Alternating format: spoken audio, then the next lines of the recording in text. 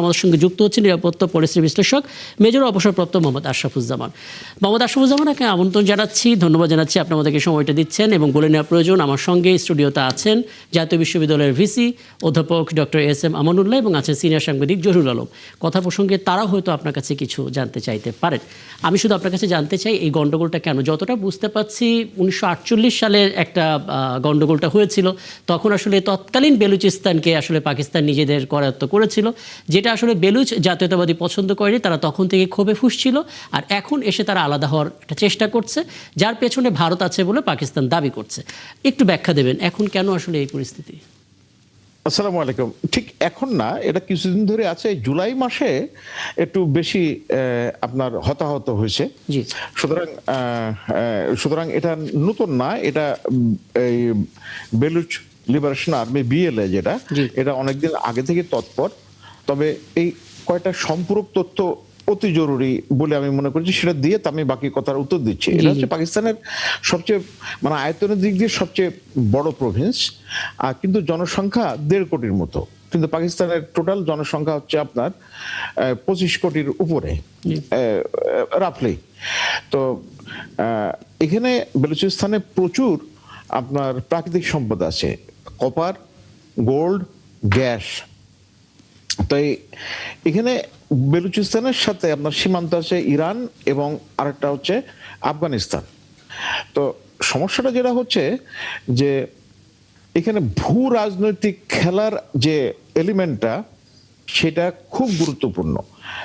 যেমন ভারতের কথা এসেছে এবং সঙ্গত কারণে ভারতের স্পাইও ধরা পড়েছে, কিন্তু যেগুলো অনুচ্চারিত রয়ে গেছে, যেমন আরব দেশগুলোর কতগুলো তারা চায় না যে গোয়াদার পোর্টটা খুব ভালোভাবে ফাংশন করুক। তাহলে গোয়াদার পোর্টটা ভালো হয়ে গেলে তাহলে দুবাইয়ের পোর্টটা তার গুরুত্ব একটু কমে যাবে।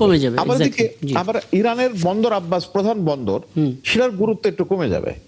আবার আরেকটা জিনিস আছে এখানে, একটু কাইন্ডলি ধৈর্য ধরে শুনতে হবে। সেটা হচ্ছে যে নর্থ সাউথ ট্রান্সপোর্ট করিডোর, যেটাতে প্রথমে ছিল ইন্ডিয়া, তারপরে হচ্ছে রাশিয়া এবং চায়না পরিকল্পনা, পরে ইন্ডিয়াকে বাদ দিয়ে ইরান, চায়না এবং রাশিয়া। তো এখানে বন্দর আব্বাসের জিনিসপত্র খালাস হবে এবং সেখান থেকে ইরানের উপর দিয়ে যাবে কাস্পিয়ান সি থেকে তারপরে ইউরোপের দেশগুলোতে চলে যাবে। তো এরকম একটা পরিকল্পনা। এখন আপনি চিন্তা করে দেখেন যে এখানে চায়না পাকিস্তান ইকোনমিক করিডোরের মাধ্যমে গোয়াদার পোর্টকে তারা শক্তিশালী করতে চায় তাদের স্ট্র্যাটেজিক ইন্টারেস্টের কারণে। সুতরাং ইরান মানে সরাসরি না চাইলেও মানে পরোক্ষভাবে চায় না যে গোয়াদারটা খুব ভালো হোক। এই বেলুচিস্তানের সাথে ইরানের সীমান্ত আছে, আর একটা মরুভূমি এলাকা, সব মিলে এটা ভূ রাজনৈতিক একটা খেলা আছে। আবার দেখেন কিছুদিন আগে আপনারা শুনেছিলেন যে বেলুচিস্তানের সোনা গোল্ড মাইন যেটা আছে, সেটা এক্সট্রাক্ট করার জন্য প্রেসিডেন্ট ট্রাম্প খুব আগ্রহ দেখিয়েছিলেন। এখন এই গোল্ড যদি মানে এক্সট্রাক্ট করা যায়, তাহলে পাকিস্তানের অর্থনৈতিক অবস্থা ভালো হবে, আমেরিকা আরো বেশি ইনভলভ হবে।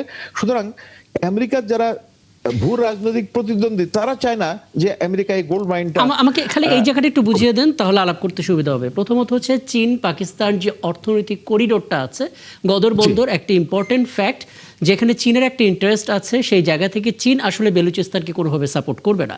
ওদিকে বেলুচিস্তানের কিছু এজেন্ট, তারা আবার রয়ের সাথে প্রক্সি হিসেবে কাজ করে, তেমন কথাও প্রচলিত আছে। যুক্তরাষ্ট্র আবার বিএলএকে একটা বিচ্ছিন্নতাবাদী সন্ত্রাসী সংগঠন হিসেবে চিহ্নিত করেছে। তাহলে চীন এবং যুক্তরাষ্ট্র দুটোর পক্ষই আসলে এক হয় কি করে? এটাই হচ্ছে ভূ রাজনৈতিক খেলার সবচেয়ে মানে বিস্ময়কর দিক। আপাতত মনে হচ্ছে ওখানে কিছুই না, কিন্তু সেখানে আছে। তো চীনের এই জায়গায় ছোট্ট একটা মানে জিনিস তথ্য দিই আমি। তো বেলুচিস্তানের অস্থিতিশীল অবস্থার কারণে এখন অরিজিনাল যে চায়না পাকিস্তান ইকোনমিক করিডোর ছিল, এখন সেটা চেঞ্জ করে ওই সমুদ্রের কাছ দিয়ে নিয়ে গিয়ে সিন্ধ, তারপরে পাঞ্জাব এবং বাকিগুলো, মানে অর্থাৎ বেলুচিস্তানের যে ভিতর দিয়ে এই রাস্তাটা যাতে কম যায়। আবার এদিকে চীনের আরেকটা লক্ষ্য হচ্ছে যে আপনার আফগানিস্তানকে এটার সাথে যুক্ত করা। তো সেক্ষেত্রেও এই বেলুচিস্তানের একটা বড় ভূমিকা থাকতে পারে। এখন যদি সব দিক দিয়ে এইভাবে পাকিস্তানের স্বার্থে যায়, আরেকটা বড় স্বার্থের কথা যে জিনিসটা খুব বেশি উচ্চারিত হয় না, আফগানিস্তানের সমুদ্র বন্দর নাই, তারা ল্যান্ডলক কান্ট্রি। পাকিস্তানের করাচি পোর্টে সব মালামাল আসে, সেই মালামালগুলো আপনার পাকিস্তান থেকে যখনই আফগানিস্তানে পৌঁছে যায় তখন ওইগুলো আর আপনার ওই যে আফগান সরকার যথাযথ ট্যাক্স পায় না, কারণ ওয়ার লট গুলো ওখানে খুলে ওরা বিক্রি করে দেয় এবং সেইগুলো আবার পাকিস্তানে চলে আসে। অর্থাৎ পাকিস্তান তাদের এই যে একটা রেভিনিউ থেকে বঞ্চিত হচ্ছে। তো এই সব মিলে এটা পাকিস্তানের জন্য বড় চ্যালেঞ্জিং একটা বিষয় হয়ে যাচ্ছে। এবং আপনি জানেন যে এই গত বছর যে পাকিস্তান এবং ভারতের যে একটা স্বল্পকালীন যুদ্ধ হলো, সেই যুদ্ধে পাকিস্তান একটা আপার হ্যান্ড পেয়েছে।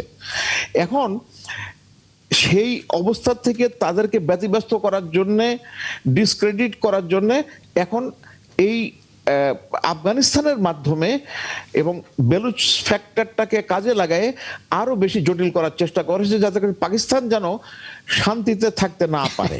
একদম, মানে প্রত্যেকটা দেশের ইন্টারেস্ট গুলো একটু বুঝে নিলাম আপনার কাছে। আপনারা কিছু জানতে চাইবেন কিনা? যদি জানতে চান জানতে পারেন, তো আমি আপনাদের কাছে কিছু জানবো। জি জনাব আশরাফুজ্জামান, একটু বলবেন, যেটা নিয়ে আমরা একটু কনফিউশনে আছি, এটা অনেক প্রিম্যাচুর স্টেটমেন্ট হবে কিনা যে বেলুচিস্তান আসলে স্বাধীনতার ঘোষণা করার সময় অপেক্ষা মাত্র, মানে খুব কাছাকাছি পৌঁছে গেছে। আর সাথে একটু যুক্ত করবেন, বেলুচিস্তান এম্পাওয়ারমেন্ট পেলে, আলাদা দেশ হলে, মানে এই রিজিয়নে বাংলাদেশের উপরে কোনো প্রভাব পড়বে কিনা? আপনাকে ধন্যবাদ। আমার মনে হয় নট অনলি প্রিম্যাচিউর, তার থেকে প্রিম্যাচিউর টাইপের অবস্থা হয়ে গেছে। এটা আমি যেভাবে দেখি আর কি। তো দেখেন, আপনি যদি ওই জহুরুল হক সাহেব আমাদের 71-এর প্রসঙ্গ নিয়ে আসছেন, আমি প্রথমত হচ্ছে জিও পলিটিক্যাল কোনো ইভেন্ট করলে আমি ওই 71-এর লেন্সটাকে একটু পিছনে রাখি, সাইডে রাখি, নাহলে ডিসপ্যাশনেট করার ক্ষেত্রে একটা অসুবিধা হয়। একটা হচ্ছে আমাদের মানে বেলুচিস্তানের কিন্তু ওই যে জিওগ্রাফির কারণে ওই এলাকার মানুষ কিন্তু ওইভাবে শিক্ষিত না, যেটা পাঞ্জাবের লোক শিক্ষিত বা সিন্ধের লোক শিক্ষিত, বাট ইভেন খাইবার পাখতুনখোয়া। আপনি দেখেন, আপনি ফেডারেল চাকরি পেতে গেলে আপনাকে কম্পিটিটিভ পরীক্ষা দিয়ে আসতে হয়, যদিও। তো সেই ক্ষেত্রে মনে করেন যারা এই আর লোক সংখ্যা দেখেন না, এই 1.5 কোটির মতো লোক, তো সেখান থেকে উঠে আসতে হলে তাদের কতজন মানুষ সেই ধরনের এডুকেশনের সাথে, মানে ভালো শিক্ষার সাথে শিক্ষা পেতে চায়। তো এইগুলো অনেকগুলো ফ্যাক্টর আছে। সেই জন্য আমি মনে করি যে এটা খুবই প্রিম্যাচিওর।